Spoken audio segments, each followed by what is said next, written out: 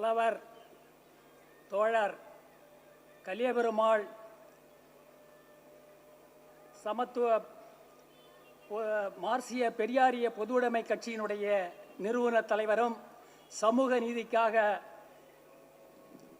India முழுவதும் பயணம் செய்து அவருடைய ஒடுக்கப்பட்ட மக்களுக்காக போராடி உயிர் நீத்த ஐயா ஆனைமுத்து அவர்களும் புலவர் கலியபெருமாள் அவர்களுக்கும் நூற்றாண்டு விழா இங்கே நடத்தப்பட்டு கொண்டிருக்கிறது.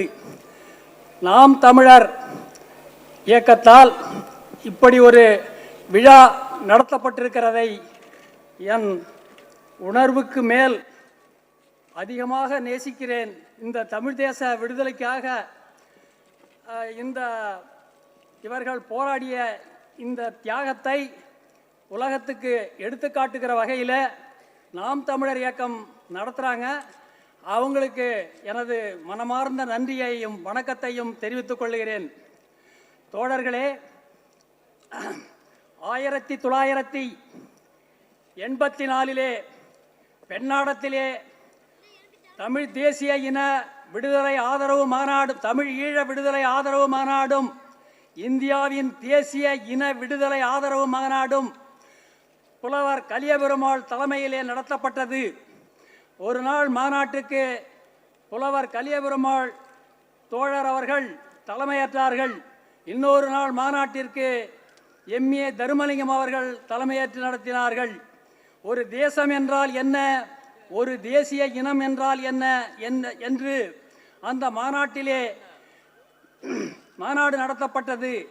இந்தியா முழுவதும் இருக்கக்கூடிய அந்த ஒடுக்கப்பட்ட தேசிய இனங்களுக்கு ஆதரவாகவும் தமிழ் ஈழத்திலே இருக்கக்கூடிய அந்த தேசிய இன ஒடுக்குமுறைக்கு ஆதரவாகவும் அந்த மாநாடு நடத்தப்பட்டது.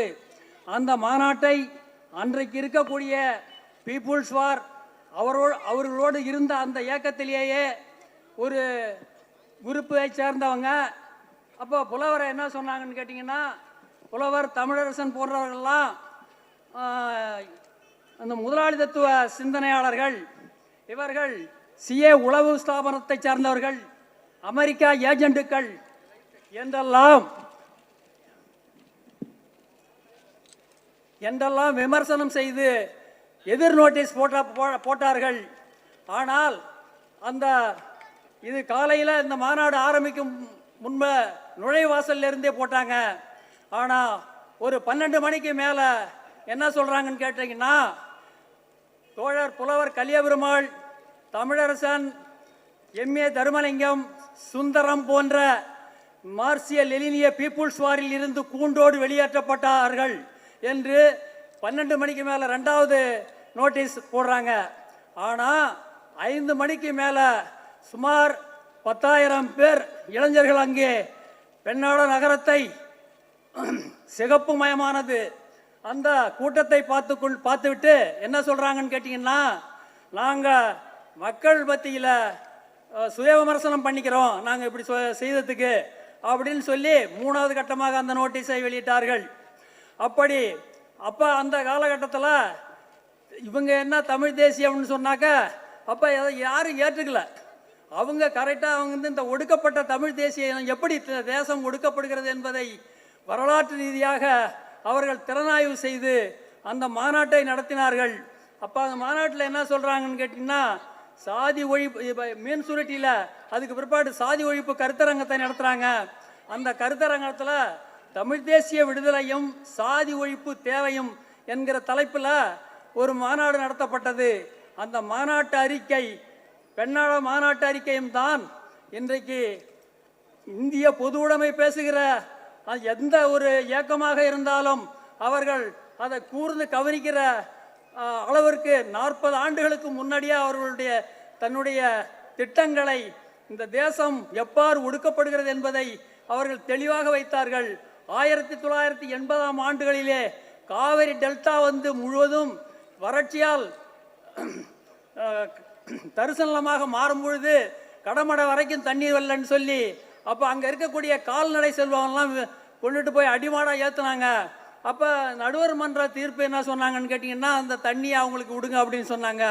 ஆனால் கர்நாடகா இந்திய ஒருமைப்பாடு பேசுகிற இந்தியா நாட்டில் ஒரு நீதிமன்றம் சொல்கிறத, ஒரு நடுவர் மன்றம் சொல்கிறத ஏற்றுக்க மாட்டான்னு சொல்லி அந்த தண்ணியை விடுறத மறுத்தான். அப்போ அங்கே இருக்கிற கால்நடை செல்வமெல்லாம் அடிமாடாக போச்சு. அடிமாடானா ஏற்றுமதி கேரளாவுக்கு அனுப்பப்பட்டது.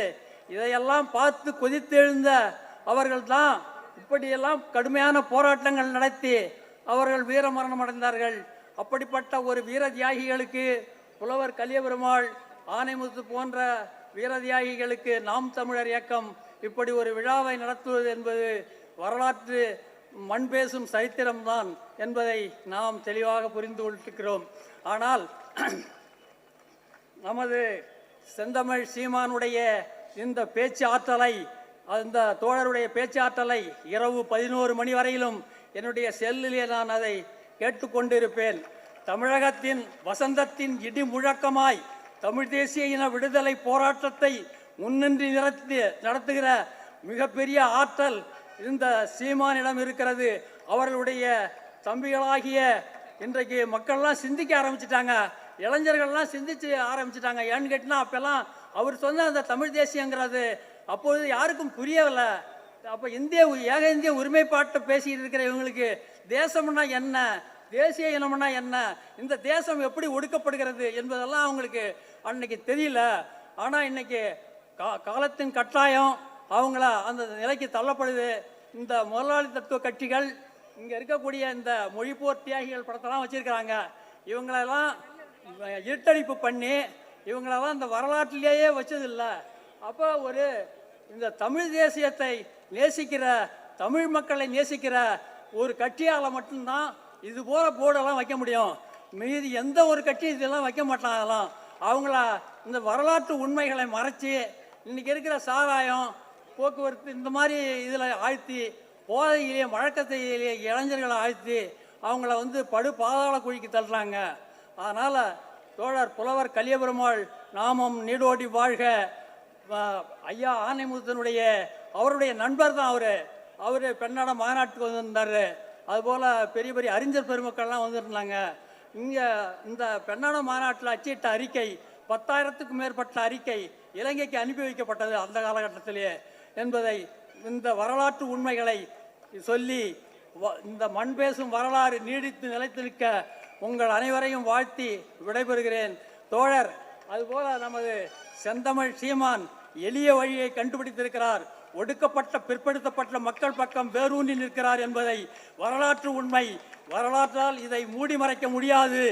அவர் ஒரு நாள் இந்த கோட்டையை பிடித்தே தீர்வார் என்பதை இந்த நேரத்திலே நினைவுபடுத்தி எனக்கு பேச வாய்ப்பளித்த இந்த நாம் தமிழர் இயக்கத்திற்கு நன்றியையும் வணக்கத்தையும் தெரிவித்துக் கொண்டு விடைபெறுகிறேன். வணக்கம்.